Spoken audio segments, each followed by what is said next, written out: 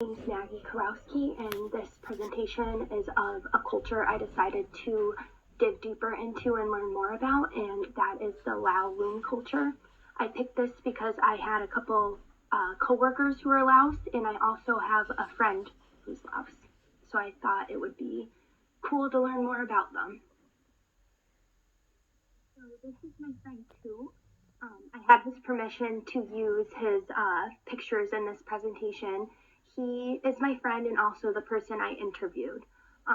The culture I chose to write about and learn more about is the Loum culture, otherwise known as Laos. This is my American Asian friend Ku, who is Laos. He is very Americanized, but still values and celebrates Laos customs with his family. I had really fun interviewing him and learning more about what he does as far as culture with his family and stuff, because, when it's us hanging out together with our other friends, like I said, he's very Americanized, so I don't really know what happens behind closed doors with his families and, certain things that partake to his certain culture. So to start the interview, I asked who what his religion was, and he told me that he is Buddhist. So his religion is Buddhism, and it's tied to animist belief and beliefs in ancestral spirits. And he advised, and I quote, "But my family more so believes in reincarnation. So they say you are always reincarnated into something different and or of the same. Nothing can really determine it, but it shows how much character one has built upon themselves from past life forms." So I thought that was really interesting because when researching it, Buddhism, a lot of it was more directed to ancestral spirits and animist beliefs and stuff like that. But Coot really opened my eyes that it's more so reincarnation, at least with his family and how he, practices his religion. As far as customs, I thought this was really interesting.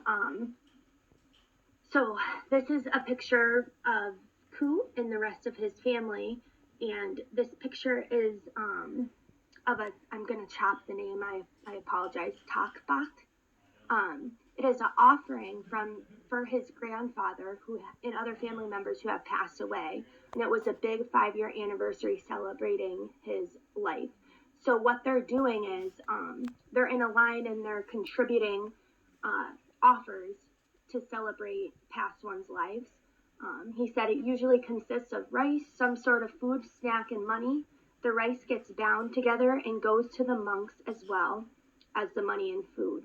The monks take the donations to assist in their living, very similar to collection baskets at church. The snacks are usually redistributed to families or kids after the monks have blessed it. So from the previous slide, when they were doing the offering ceremony, you might have saw some scarves crisscrossed against the gentleman's chest. Ku in the picture didn't have one, and I asked him why, and he said he was just hot, so he took his off. But it's a fabric that covers the shoulders of family members at the takbak. It's called a pai bing, or shoulder cloth, or shoulder shawl. These are worn in important ceremonies by both men and women. And again, here's another picture of Koot's family. That's his mom, and she has the pa bing. I apologize if I'm saying this wrong as well too. So as I said, I've been friends with Coot for a very long time, and I knew his family celebrated Christmas and Thanksgiving and New Year's and stuff. So when we were doing the interview, I had asked him, is there any certain holidays that pertain just to your culture? And he said not really. The only one that they really celebrate is New Year's, which is actually in April for them. So he said that he couldn't remember the exact date, but it was April 13th through the 14th. He thinks, and the purpose is to keep good spirits and wish good luck. People normally pour water on you after saying Sok di Kamai. Again, I'm probably saying that wrong, but yeah, and he said that normally his family, it ends in a big, huge water fight, and it's just wicked fun. So I thought that was awesome. I think it's definitely cooler than your typical toast at New Year's and a New Year's kiss. Definitely would want to have a water fight.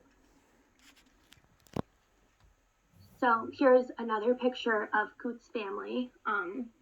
So I asked him what his traditional foods that would be served during the holidays or just in general, that's like a food staple in their household.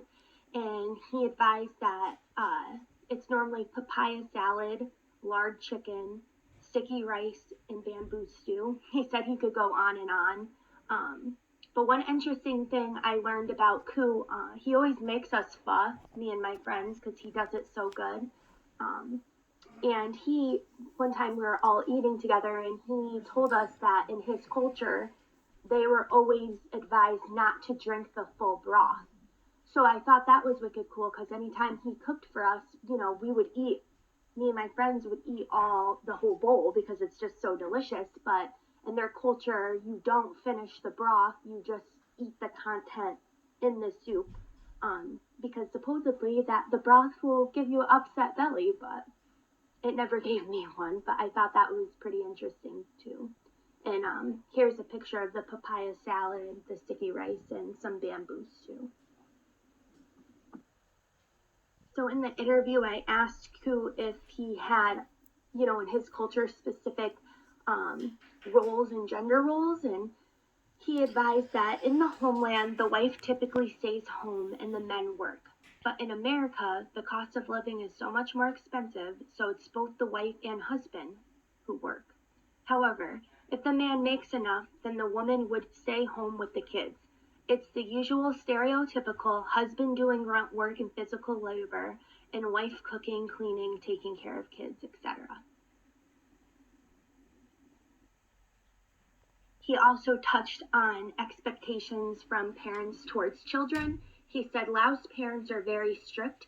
They always expect straight A's, and they want their kids to become doctors, lawyers, or scientists, really just any well-renowned position. And here's a picture of Coot with all his nieces and nephews. So Coot and his family speak Lao, or otherwise known as Laotian, and he also speaks English. He said, like in all languages, Laotian has different dialects and accents depending on what part of Laos you are from. I speak both English and Laotian, and so does my immediate family. My family, who still lives in Laos, only speaks Laotian. Again, like you would never, Coot doesn't have an accent when he speaks English. He just sounds English. You can't tell that he's Laotian or, really anything else. He has very strong English. And these are just my references that I used to make this slide.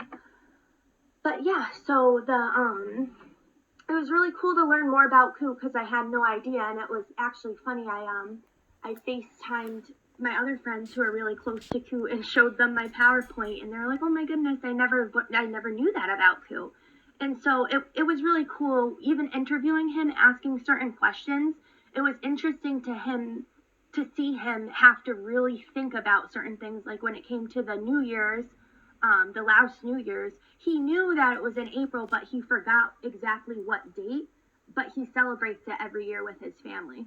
So I can't even imagine. I mean, I grew up in the typical American culture, so I really think it's cool that he has all this, he does both American culture and Laos culture. I think that's really awesome for others who are able to put both in their lives. I mean, after talking to him, I told him that I possibly want to become a Buddhist because that was just so interesting to me.